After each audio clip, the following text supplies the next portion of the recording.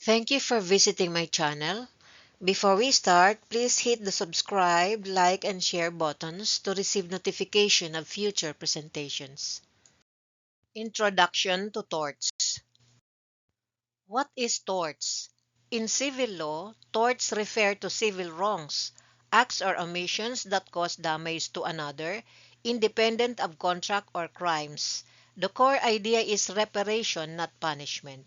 In Philippine law, torts are mainly governed by Articles 19, 20, and 21 of the Civil Code, the Human Relations Provisions, and Article 2176, quasi-delicts or culpa achilleana. Quasi-delict, Article 2176. A quasi-delict exists when 1. There is an act or omission, 2. The act is accompanied by fault or negligence, 3. Damage is suffered by another, and 4. There is a causal connection between the act and the damage. This is the backbone of tort law in the Philippines. Articles 19, 20, 21, the Human Relations Doctrine. These provisions expand liability beyond negligence. Article 19 is the abuse of rights. Even if an act is legal, liability arises if it is exercised without justice, in bad faith, or in a manner contrary to morals, good customs, or public policy. Article 20. Acts contrary to law. A person who willfully or negligently causes damage by violating a law must indemnify. Article 21. Acts contrary to morals covers acts that are not illegal per se but are morally wrongful and injurious. These articles allow courts to fill gaps where no specific law applies. Tort versus crime versus breach of contract. Crime is a public wrong punished by the state. Breach of contract is violation of a voluntary agreement, and tort is violation of a general duty owed to everyone. One act may give rise to multiple liabilities like crime and tort, but they are conceptually distinct. Purpose of tort law. Tort law aims to compensate the injured party, deter socially harmful conduct, allocate losses to the party at fault, and promote social justice and fairness. Kinds of torts. From the civil law perspective, Philippine tort law does not use a rigid statutory classification, but doctrine and jurisprudence recognize the following functional kinds. The first kind of tort is negligent torts. These arise from lack of due care or culpa. The basis is Article 2176 of the Civil Code on quasi-delict. Article 2176 provides, whoever by act or omission causes damage to another, there being fault or negligence, is obliged to pay for the damage done. Such fault or negligence, if there is no pre-existing contractual relation between the parties, is called a quasi-delict and is governed by the provisions of this chapter. Examples of negligent torts are the following: reckless driving causing injury, medical malpractice, employer's failure to supervise employees, unsafe premises, failure to warn of dangers, and professional negligence. Key idea: the damage is unintended but foreseeable and preventable.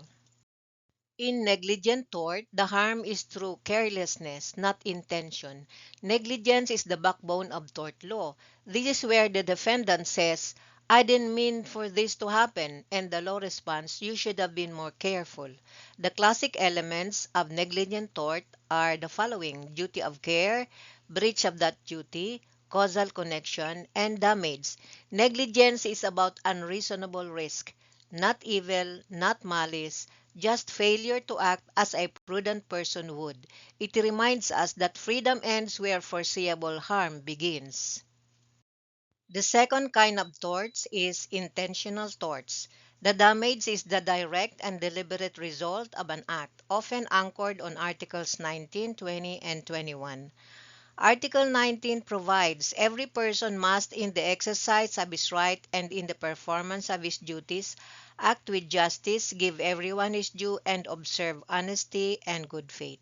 Article 20 provides every person who, contrary to law, willfully or negligently causes damage to another shall indemnify the latter for the same. And Article 21 provides any person who willfully causes loss or injury to another in a manner that is contrary to morals, good customs, or public policy shall compensate the latter for the damage.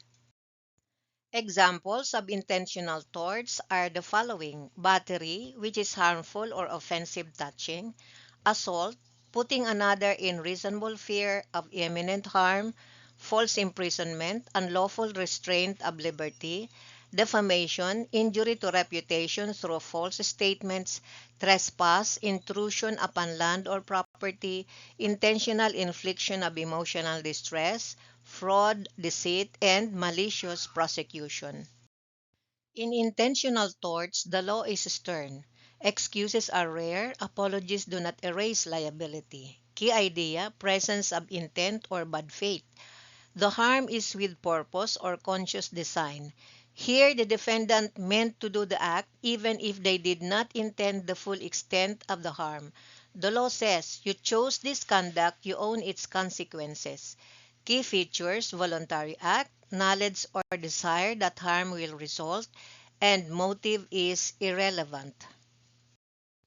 The third kind of tort is strict liability torts. Liability without need to prove negligence, basis, dangerous substances or activities, and special laws like the one on environmental damage.